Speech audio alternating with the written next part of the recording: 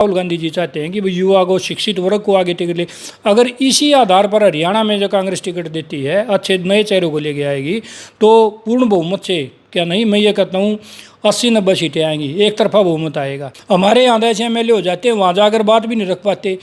नमस्कार, आप देख रहे हैं हरियाणा स्पेस। मैं अनिल खत्री। इस समय बड़ौदा हल्के में हम मौजूद हैं और विधानसभा चुनाव का डंका बज चुका है। हमारे साथ बैसवाड़ गांव के सरपंच हैं और ऐतिहासिक गांव है बैसवाड़ राजनीति के मामले में, और बातचीत कर लेते हैं। संदीप मलिक हमारे साथ मौजूद हैं। मलिक साहब, बहुत बहुत स्वागत है। स्वागत अनिल भाई, हरियाणा स्पेस के सभी दर्शकों को और आपका यहाँ पहुँचने पर मैं दिल की गहराइयों से अभिनंदन करता हूँ। और आज जन्माष्टमी के इस पर्व पर सभी हल्कावासी और प्रदेशवासियों को आपके चैनल के माध्यम से समस्त देशवासियों को इसकी पर्व की बधाई हो। और आज आप यहाँ पहुँचे इसके लिए धन्यवाद। मलिक साहब, आपने भी बड़ौदा हल्के से कांग्रेस की टिकट के लिए दावेदारी पेश कर दी है। क्या ऐसे कारण रहे कि आप कांग्रेस से टिकट मांग रहे हैं, चुनाव लड़ना चाहते हैं? देखिए अनिल भाई, हम भी सबसे पहले यहाँ कांग्रेस के पुराने कार्यकर्ता रहे हैं और वो टिकट मांगने का हमारा भी अपना हक बनता है। उसी हक की बुनियाद पर, ना कि हमें किसी की द्वेषपूर्व में उड़ा साहब के हम सच्चे सिपाही रहे हैं कांग्रेस पार्टी के लिए। तभी से हमारे स्वर्गीय चाचा डॉक्टर वीर सिंह मलिक जी काम कर रहे थे, उसके साथ हमने काम किया है। उसी परंपरा को आगे बढ़ाते हुए आज हमने टिकट का आवेदन मैंने भी किया है और गोहाना हल्के से उन डॉक्टर साहब के बेटे मोहित मलिक ने भी आवेदन किया। हमने दोनों जगह से आवेदन किया। पार्टी जहां से उचित समझेगी हम दोनों जगह से इलेक्शन लड़ने के लिए भी तैयार हैं। जी, किन मुद्दों की बात करें, किन मुद्दों को लेकर आप आगे राजनीति में बढ़ना चाहते हैं? देखिए अनिल भाई, आज बड़े दुर्भाग्य की बात हो गई है कि हमारे समाज में जितने भी राजनेता हैं, अक्षेत्रवाद की, जातिवाद की, इस तरह का चुनाव लड़ना चाहते हैं। जातिवाद का एक मेन इशू हो गया अपने हरियाणा में। जैसे यूपी में तो हिंदू मुस्लिम कर लेते हैं ये राजनेता, और अपने हरियाणा में सबसे बड़ी दिक्कत ये है कि एक्चुअल जो अपने मुद्दे होने चाहिए उन मुद्दों से भटक गए राजनेता। मेरा ये है, पार्टी जिसको भी दे वो मुद्दों के ऊपर सोच विचार करके ही टिकट दे, और जो जिसको भी कांग्रेस पार्टी टिकट देगी हम उसके, या हमें मौका देगी तो उसके लिए भी, और अन्य को भी देगी तो उसके कांग्रेस पार्टी के हम साथ हैं। और मेरा ये मानना है कि जैसे सबसे पहले हम किसान का मुद्दा लेते हैं। बीजेपी सरकार सत्ता में आई तब मोदी जी ने ये कहा था कि हम किसानों की आय दोगुना करेंगे। आज किसान समझ नहीं पा रहा है कि आय दोगुनी थी या खर्चा दोगुना था। खर्चे में जितने भी सब्सिडी, खाद ले लो, और ये जो चीज़ें हैं ये बंद हो गई हैं। दवाइयाँ बढ़ गई हैं, हर एक चीज़ में डीजल बढ़ गया, हर एक चीज़ बढ़ा दी है।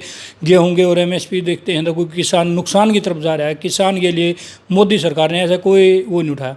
अगर मर धर के किसान कुछ फसल पा लेता है, उसके बाद देखते हैं कि पोर्टल जैसी असुविधाएं हैं, उससे परेशान है सभी फार्मर्स को। जैसे आप बीमा कटा रहे हैं, बीमे की राशियाँ भरते हैं, बीमा नहीं मिल रहा है। ये सभी जो दिक्कत आ रही है, किसान को बर्बाद करने के लिए सरकार ने जो नई नई पॉलिसियाँ ला रही है, किसान उससे, हमारा किसान इतना अग्रणी नहीं है कि उनको पूरा फॉलो कर पाए, और कहीं ना कहीं उनमें नुकसान होता जा रहा है।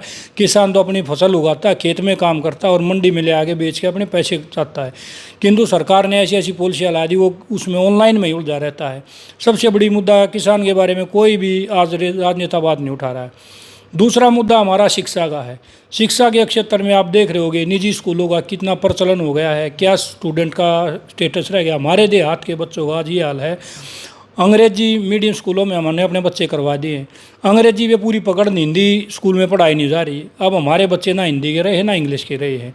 और शिक्षा का ग्रामीण क्षेत्र में, अब मैं जैसे सरपंच हूँ, मैंने देखा है गाँव के स्कूलों में शिक्षा का बद से बदतर है। सरकारी स्कूलों में टीचरों का शिक्षक न होकर कलर की काम इतना रहता है। सरकार की पॉलिसियों की बखान करने में, दूसरे कामों में सरकार कम से कम, मेरा मानना ये है कि 150 दिन तक तो सरकार अपना प्रचार और दूसरे कामों में लगाए रहती है। शिक्षक मुड़ जा रहता है, बच्चों की पढ़ाई प्रभावित होती है। ना उसकी तरफ किसी राजनेता, कोई भी राजनेता आप उठा के देख लो, विपक्ष है, पक्ष है, कोई भी उस पर विचार नहीं कर रहा है। तीसरा हमारा खेलों की नीति है। अभी जैसे विनेश के साथ हो गया, कल खाप पंचायती थी, हम भी वहाँ गए हुए थे, अब सब उसके साथ लगे हुए हैं। वो बहन वहाँ बैठी थी, उसकी नौबत ही क्यों आई? हमारे देश की खेलों की नीति भी ऐसी ही है कि उसके ऊपर जब खिलाड़ी को तैयार करते हैं उसके बारे में कोई नहीं सोच रहा कि भी इसको क्या खर्चा चाहिए, इसकी क्या पृष्ठभूमि है। गांव ग्रामीण क्षेत्र में, शहरी क्षेत्र में ऐसे ऐसे बच्चे पड़े प्रतिभाएं हैं, उनको खिलाने के लिए अगर तैयार किया जाए तो बहुत बच्चे आगे निकलेंगे। किसी का बजट नहीं है, शिक्षा ले लो, ये खेल ले लो, हर जगह पैसा चाहिए। वो आर्थिक रूप से कमज़ोर होने के कारण, सरकार की तरफ से सहायता न होने के कारण वो प्रतिभाएं निखर नहीं पाती। मेरा सरकार से और जो आगामी सरकार आएगी पार्टी से यही है, इस मुद्दे पर विचार, गहन विचार करके कोई पॉलिसी लाई जाए और अच्छे से काम किया जाए। फिर हम देखते हैं जैसे तीसरी, अब अग्निवीर की सरकार ने जो एक ये बच्चे का फ्यूचर होता है बनाने के लिए, जिसके लिए बिल्ड होता है कि भाई मेरे को अब मेहनत करनी है, करियर बनाने का टाइम होता है, उसमें उसको वहाँ लगा देते हैं। 4 साल वो अगर अग्निवीर की नौकरी करेगा तो वो पढ़ेगा नहीं, उसका ध्यान वहाँ से भटक जाएगा, ना दर्श किसी नौकरी में जा पाएगा। और उसके 4 साल के बाद जैसे ही वहाँ से निकलेगा, यहाँ आने के बाद नौकरी नहीं है। तो इसीलिए हमारे यहाँ क्राइम बढ़ने की सबसे ज़्यादा है। हरियाणा, राजस्थान, यही स्टेटें अपनी फौज में ज़्यादातर थी। ये 4 साल का ये जो नीति बनाई, ये बिल्कुल ही गलत है।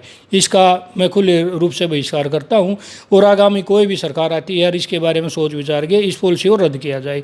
इसी तरह हम देखते हैं दूसरे जो मुद्दे हैं, गाँव के विकास के मुद्दे हैं, सरकार कहती है ये करा देंगे, वो करा देंगे, कोई सरकार इस बारे में नहीं करी। जो निजी सरकार ग्रामीण क्षेत्र में ज़रूरत है, जैसे पानी की आवश्यकता है, खेतों में जल स्तर गिरता जा रहा है, और नई नई जो चीज़ों की ज़रूरत है, स्टडी के लिए ज़रूरत है, लाइब्रेरी वगैरह की, ई लाइब्रेरी स्टार्ट कर दी, कंप्यूटर रख दिए हैं, दिखावे के लिए सरकार पैसे लगा रही है, पर वो कहाँ सक्सेस हैं? उसके लिए कोई मैनेजमेंट के नहीं, पंचायत पे थोप देते हैं। ये अधूरी स्कीमें लागे गांव का विकास सरकार ने पूर्णतः रोक दिया है। अब बदलाव का नियम है, इनकी नीतियों से परेशानी, पोर्टल जैसी नीतियों से परेशान हो गए। लोगों का ये मानना है कि बीजेपी को बदल दो और कांग्रेस को ही इससे अच्छी थी उसको ले आए। अब कांग्रेस ने ये देखना है कि किन मुद्दों पर, किन विचारों पर किस कैंडिडेट को आगे लेके आती है। अच्छे कैंडिडेट लेके आए पार्टी, और अच्छे नए युवा चेहरों को, जैसे राहुल गांधी जी चाहते हैं कि भाई युवा को, शिक्षित वर्ग को आगे टिकट ले। अगर इसी आधार पर हरियाणा में जो कांग्रेस टिकट देती है, अच्छे नए चेहरों को लेके आएगी, तो पूर्ण बहुमत से, क्या नहीं, मैं ये कहता हूँ 80-90 सीटें आएंगी, एक तरफा बहुमत आएगा। अच्छा, आपने जो मुद्दे उठाए हैं ये सरकार के मुद्दे हैं, जिसकी सरकार बनती है वो इन मुद्दों पर काम कर सकती है। एक विधायक क्या कर सकता है इन मुद्दों पर? विधायक मांग रख सकता है। विधायक को एक पावर है कि अपने सत्ता पक्ष के लोगों को ये बताए भी इस चीज़ की हमें जरूरत, अवगत कराए, विधानसभा में बात उठाए। हमारे यहाँ ऐसे एमएलए हो जाते हैं, वहाँ जाकर बात भी नहीं रख पाते कि अल्लाह बोल देते किस चीज़ का। अब जैसे विनेश फोगाट का है, अब ये पूरे हरियाणा में पूरा अल्लाह बना रखा है। ये नहीं देखते एक विनेश नहीं है, दूसरी बहनें भी, उनके ऊपर किसने काम किया। वो एक ज़रूरत है, तो ग्राउंड लेवल पर काम करने की ज़रूरत है। जो आदमी इस पे आए वो पूर्णतः काम करे, मेरी यही मांग है। तो क्या लगता है, जैसे कांग्रेस के जो वर्कर हैं वो कह रहे हैं कि तीसरी बार भूपेंद्र हुड्डा मुख्यमंत्री बनेंगे, कांग्रेस की सरकार आएगी, एक तरफा लहर चल रही है? बिल्कुल, कांग्रेस पार्टी की, बीजेपी की सरकार की नीतियों से परेशान हो गए, एक तरफा लहर है। वो कांग्रेस को और चौधरी हुड्डा साहब को और पार्टी नेतृत्व को, हाईकमान को ये सोचना है कि भाई वे किस आधार पर टिकटें देते हैं।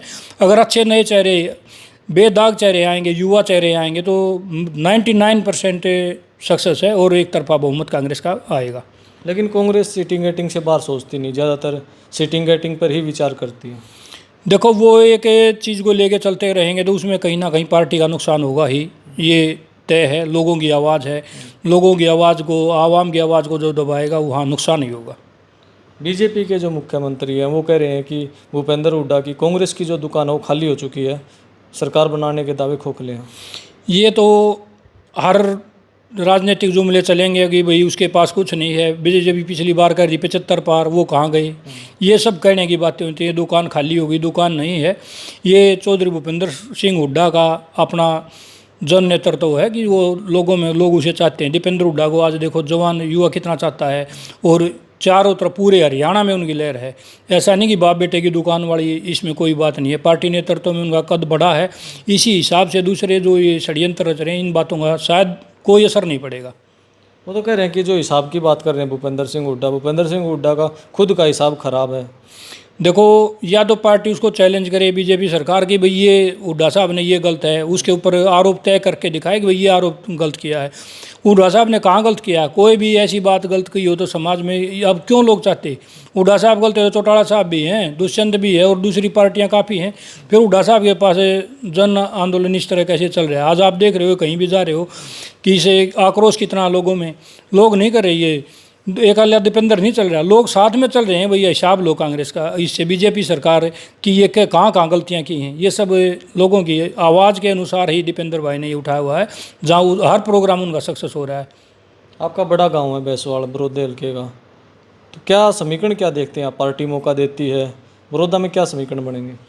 देखो, अगर पार्टी मौका देती है तो बहुत अच्छी बात है। पार्टी का और हाईकमान का मैं तहे दिल से धन्यवाद करता हूँ। बहुत ही अच्छा माहौल रहता है। मेरे गांव में ऐसी बात नहीं है, वहाँ पे टिकटार्थी बहुत हैं, हर पार्टी के टिकटार्थी हैं, किंतु गांव विचार करेगा क्या सही है क्या गलत है। और चौधरी भूपेंद्र सिंह हुड्डा का, हमारा कांग्रेस का गढ़ रहा है। जैसे अब लोकसभा में भी आपने देखा, एक तरफा माहौल रहा है हमारे गाँव से, और आगे भी ऐसे ही माहौल रहेगा। तो आपको लगता है दीपेंद्र हुड्डा मुख्यमंत्री बन सकते हैं?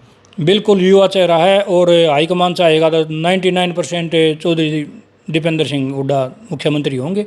यही युवा की, हरियाणा के युवा की हर एक की सोच है।